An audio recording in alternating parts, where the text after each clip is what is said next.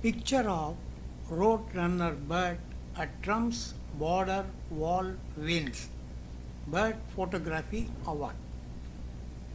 Mexican photographer Alejandro Prieto's picture of a roadrunner bird at Donald Trump's US Mexico border wall has won a photography award.